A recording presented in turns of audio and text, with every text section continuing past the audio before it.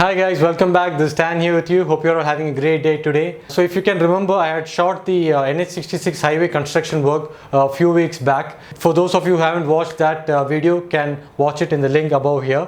So a few of my subscribers had suggested me to shoot more of this NH highway construction at different locations, and they also suggested me the location in the comment section.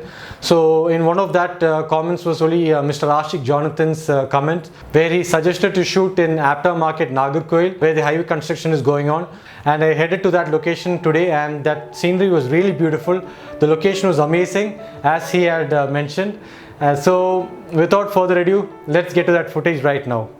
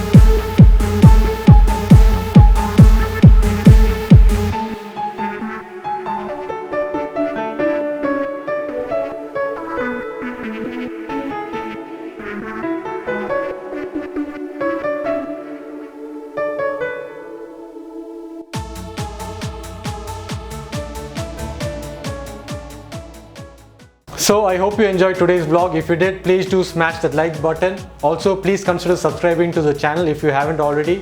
Also, if you guys know any other good scenic locations within Kanyakumari or Trivandrum district, please do mention it in the comment section below.